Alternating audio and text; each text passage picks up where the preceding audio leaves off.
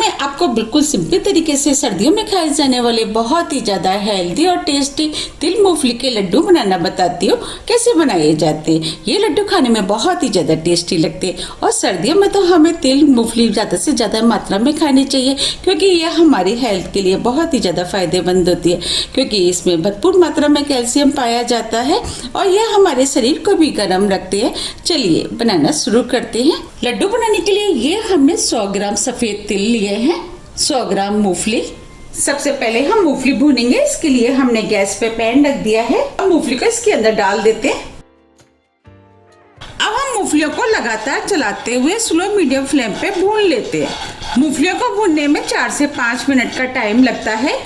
अब ये मूंगफलियां भुन गई है, मूंगफली के अंदर से चट-चट की आवाज भी आना शुरू हो गई है और मूंगफली का कलर भी चेंज हो गया है। अब हम फ्लेम को ऑफ कर देते हैं। अब हम मूंगफलियों को प्लेट में निकाल लेते हैं और मूंगफलियों को ठंडा होने देते हैं। जब तक मूंगफली ठंडी हो रही है हम तिल भून लेते हैं। अब हम तिलों को पैन में डाल देते हैं।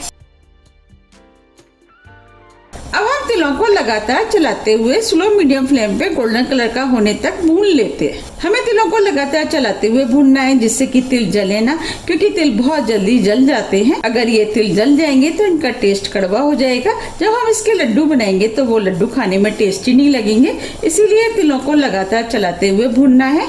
तिल भूनने की पहचान ये है कि तिलों के अंदर से हल्की हल्की खुशबू आना शुरू हो जाती है और तिल साइज में थोड़े से बड़े हो जाते हैं। तिलों को भूनने में 2 से 3 मिनट का टाइम लगता है। आप देख पा रहे हैं तिल भुनना शुरू हो गए हैं। इसका कलर भी हल्का हल्का चेंज हो गया है। अब हम तिलों को 1 मिनट करीब और भून लेते हैं। 1 मिनट करीब हो गया है। अब ये तिल भून गए हैं और हल्के गोल्डन कलर के भी हो गए। अब हम फ्लेम को ऑफ कर देते हैं। तिल को प्लेट में निकाल लेते हैं।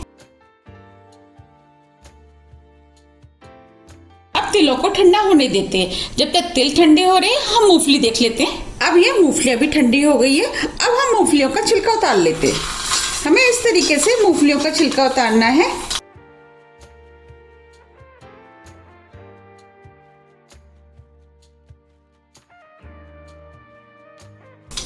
ये हमने मूंगफली में से छिलका निकाल दिया है। अब हम छिलके को साफ कर लेते हैं। इसके लिए ये हमने छलनी ली है। इस तरीके से हम मूंगफली में से छिलका निकाल लेंगे। देखिए मूंगफली में से छिलका निकल गया है। अब हम इस मूंगफली को इस प्लेट में रख देते हैं।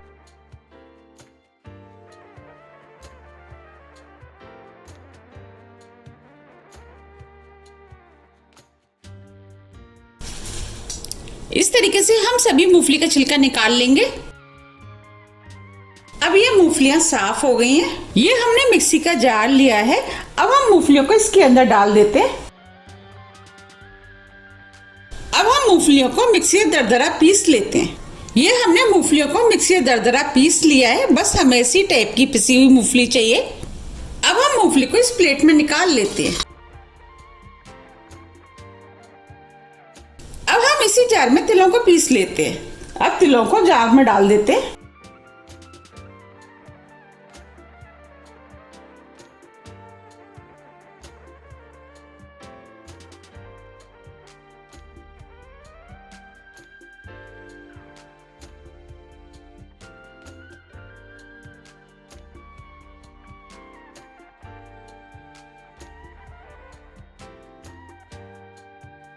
अब हम इन तिलों में से 2 टेबल स्पून करीब तिल बचा लेते हैं।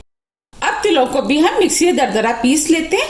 अब ये तिल भी पिस गए हैं। बस हमें इसी टाइप के पिसे हुए तिल चाहिए। अब हम तिलों को भी मूंगफली वाली प्लेट में डाल देते हैं। जो हमने 2 टेबल स्पून तिल बचाए थे वो भी डाल देते हैं।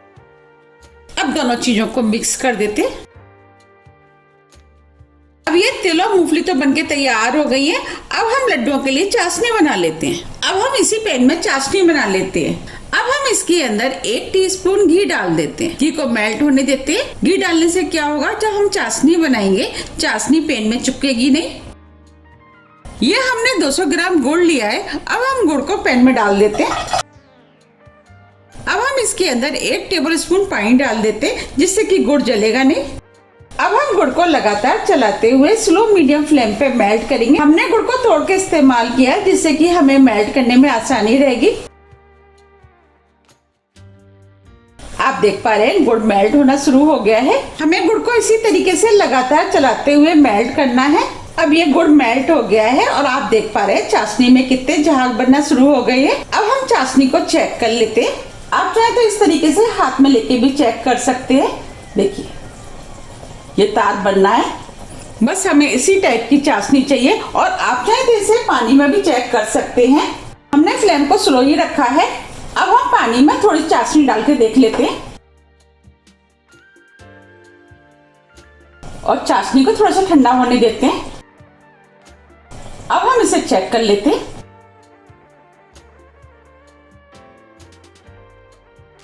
देखिए चाशनी एक सॉफ्ट बॉल की तरह बन रही है। बस हमें इसी टाइप की चाशनी चाहिए। अगर हम चाशनी को और पका लेंगे तो चाशनी हार्ड हो जाएगी।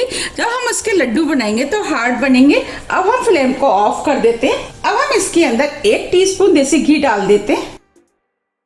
देसी घी डालने से क्या होगा कि लड्डू सॉफ्ट बन के तैयार होंगे। अब हम तिल और मूंगफली को चाशनी में डाल देते हैं और सभी चीजों को मिक्स कर लेते हैं। हमें फ्लेम को ऑफ ही रखना है।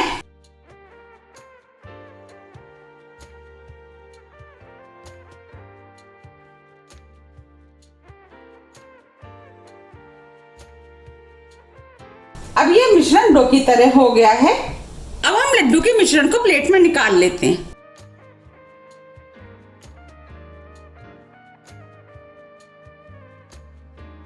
अभी ये मिश्रण काफी गर्म है। अब हम इसे हल्का सा ठंडा होने देते हैं। अब ये मिश्रण हल्का ठंडा हो गया है। अब हम लड्डू बना लेते हैं। अब हम इसमें से थोड़ा सा मिश्रण हाथ में लेंगे। देखिए लड्डू का साइज आप अपने हिसाब से बना ले कि आपको कितने बड़े लड्डू बनाने, उस हिसाब से आप मिश्रण को हाथ में ले ले। और हमें इस तरीके से लड्डू बनाने। देखिए लड्डू बनके तैयार हो गया है। हमें इस तरीके से सभी लड्डू बना के तैयार करने और लड्डू हमें जल्दी जल्दी बना के तैयार करने, क्योंकि मिश्रण जैसे जैसे ठंडा होता जाएगा हार्ड होता जाएगा।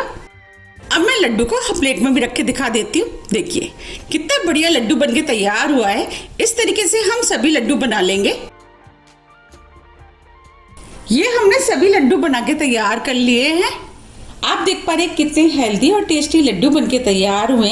इसमें भरपूर मात्रा में कैल्शियम, आयरन, विटामिन और फाइबर पाया जाता है, जो कि हमारी हेल्थ के लिए बहुत ही ज़्यादा फायदेमंद होता है। आपने देखा होगा कि सर्दियों में जोड़ों में दर्द, कमर दर्द, मांसपेशियों की कमजोरी, थकान, अनिद्रा, इन सभी में ये लड्डू बहुत ही ज्यादा फायदा करते हैं। आप भी इन लड्डू को बनाइए, खाइए, फिर मुझे कमेंट्स करके जरूर बताइए कि आपको ये लड्डू कैसे लगे। मुझे उम्मीद है कि आपको ये लड्डू बहुत ज्यादा फायदा करेंगे। इन लड्डू को बड़े बुजुर्ग बच्चे सभी खा सकते हैं। आप इन लड्डू को सुबह या शाम 1 गिलास दूध के साथ 1 लड्डू खा सकते हैं। आप मुझे मेरे फेसबुक पेज को भी फॉलो कर सकते हैं। इसका लिंक मैं अपने डिस्क्रिप्शन बॉक्स में दे दूंगी। अब मैं आपको लड्डू को तोड़ के भी दिखा देती हूँ। आप देख पा रहे कितने बढ़िया और सॉफ्ट लड्डू बनके तैयार हुए हैं। अगर आपको मेरी रेसिपी पसंद आती है तो आप ज्यादा फ्रेंड और फैमिली के साथ शेयर कीजिए और कमेंट्स करके मुझे जरूर बताइए कि आप इन लड्डुओं को कब बना रहे हैं। आप इन लड्डुओं को एयरटाइट डिब्बे में भर के 1 से 2 महीने के लिए रख सकते हैं और जब भी खाने की इच्छा है आप इनको निकाल करके खा सकते हैं। मैंने आपको जिस तरीके से लड्डू बनाना बताया, अगर आप उस तरीके से लड्डू बनाएंगे तो आपके लड्डू भी बिल्कुल इसी तरीके के सॉफ्ट बनके तैयार होंगे। अगर आपको मेरी रेसिपी थोड़ी भी पसंद आती है तो रेसिपी को लाइक कीजिए, चैनल को सब्सक्राइब कीजिए। सब्सक्राइब बटन के बगल में जो बेल आइकन है उसे आप प्रेस करना ना भूलिए, जिससे कि मेरी आने वाली वीडियो का नोटिफिकेशन आपको सबसे पहले मिल सके। अब हम फिर मिलते हैं इसी तरह की हेल्दी और टेस्टी रेसिपी के साथ। जब तक के लिए नमस्कार।